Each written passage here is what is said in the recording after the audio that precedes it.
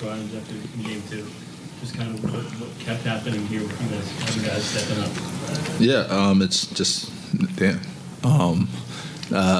next man mentality, next man up, and obviously you want those guys at 100%, want them feeling back to normal. But most importantly, we got the win, and we give them the opportunity to get healthy and get back out there. No more questions? Josh, you said you wanted to play 48 minutes. You played 47. How are you feeling after a game like that you played last night? I feel amazing. I feel good. Got time off. Go hit the links. Mentally get away for a second. And then get right back to it, man. So I feel good. Josh, do you think Jalen's a star player? A star player? I think so. He's undersized, overrated, overpaid. But yeah, he's a star player. He showed that last year in the playoffs. He showed that this whole season, and he's continuing to show it. He's continuing to prove people wrong, and none of us in that locker room or in that front office or coaching staff is surprised with how he's playing. Yeah, man, you're an all-star. Don't touch me. You're our star, buddy. What is it about his game that makes him? He is very composed. He's never rushed, never rattled. Very poised. He's able to get his own shot and also get other guys involved. And he's able to just control the game, and that's what you want as a point guard. And then, you guys see in late game situations, he's able to take over the game, knock down big free throws. He does all those kind of things. So that's what you want in a point guard. That's what you want as a leader. That's what you want, one of the stars on the team, and he does it on a nightly basis. For both of you guys, how do you describe the job that Mitch did in this series against the Knicks? Mitch did a great job. He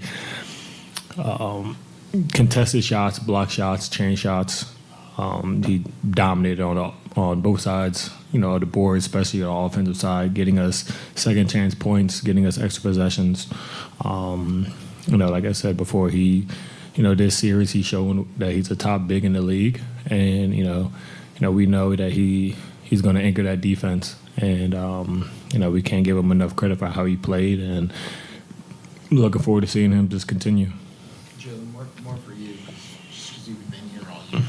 You guys seem to all year act kind of a very even keel about you. Julius goes down today, and you're fine in the second. The whole roster's fine in the second half. You had bad losses throughout the season. The next game you come out, you're fine. Where does that come from collectively as a group? I think it.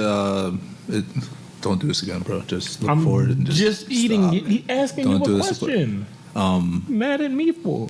It starts with holding each other accountable, from the coaching staff to the players. I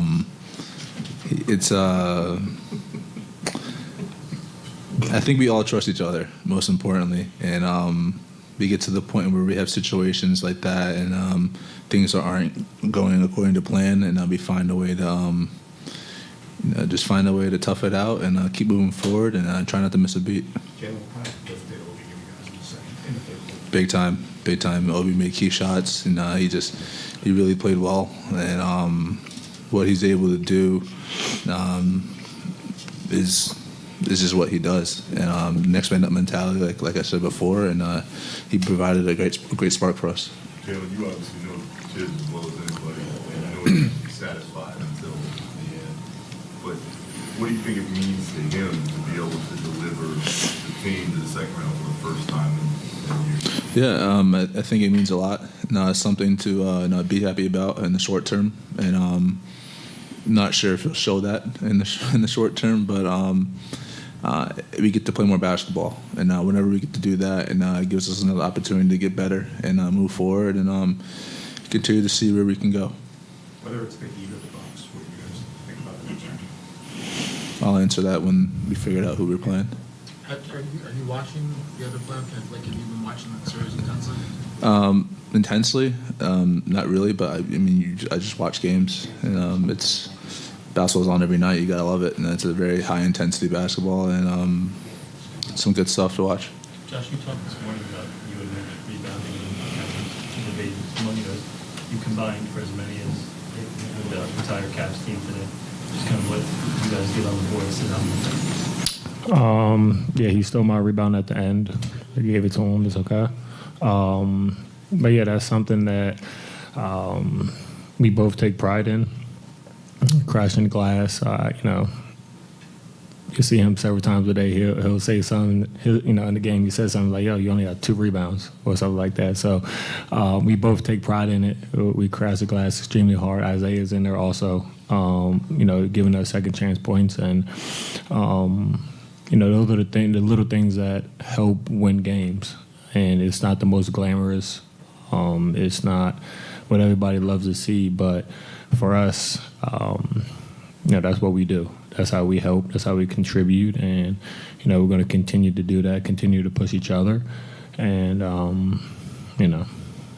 keep it moving. Hey, Jalen, the Cavs talked about your guys' physicality. Did you sense that early in the series that being tough could probably be a path to getting past them? First, you got to give them a lot of credit, and it's a very tough team to play. They don't quit. They keep fighting, and they never made anything easy. And I just think that as a team, we thrive ourselves on just trying to be, physically and mentally tough. Because a lot of things during the course of a basketball game aren't going to go as planned. You're going to have moments where things aren't going your way, where you're frustrated, but how can you stay mentally and physically strong to keep moving forward? And no matter what's going on out there, we all look at each other, the five are out there, and we know that we got a job to do. We got to stick together and stay mentally tough through anything.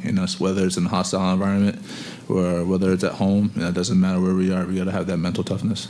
Jim, I know you've only been here for a year, but how do you see Mitch grow as Tim's called him the best offensive rebounder in the league? Have you seen him grow in that area? Yeah, definitely.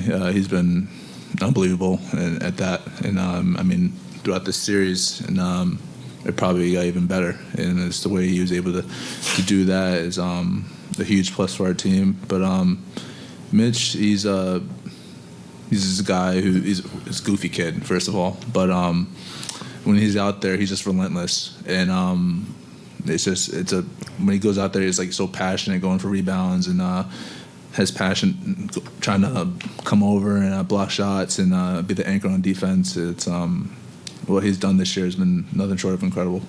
I know both of you guys have had the pleasure of being in a couple locker rooms that are also special with a lot of chemistry. When you take a look at that and then you take a look at this, what are some of the things that are special about this locker room? And of course, that's not taking away from other ones that you've been in. I just know that you guys have both been in other successful locker rooms. I just think our team is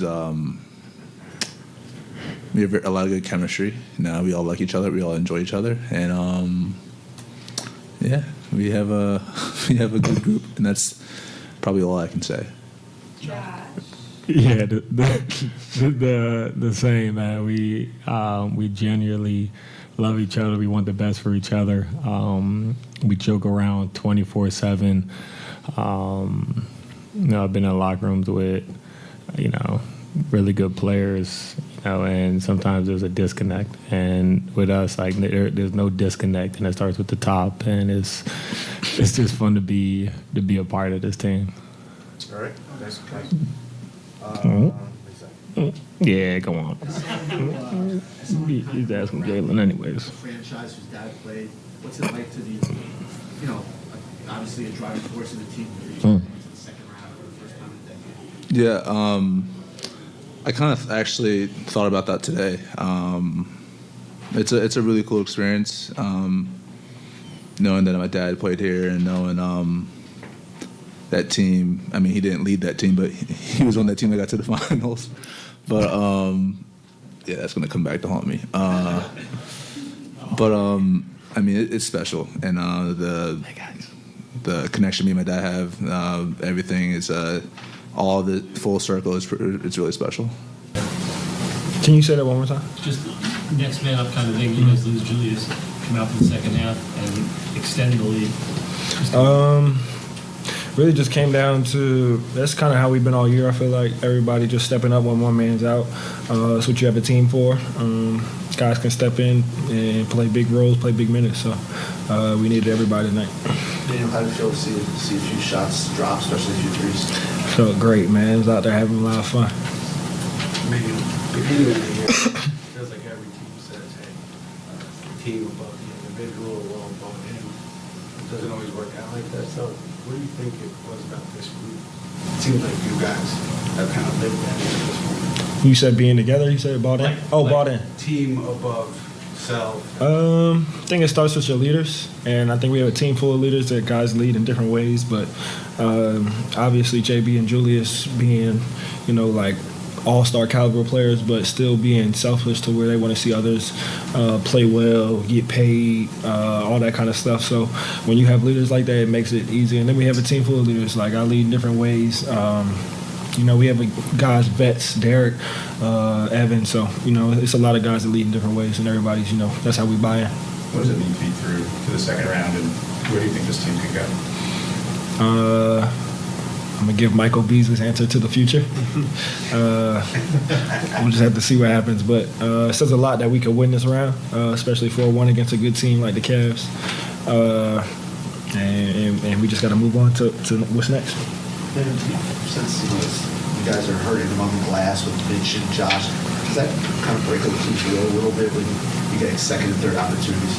Yeah, Mitch was huge.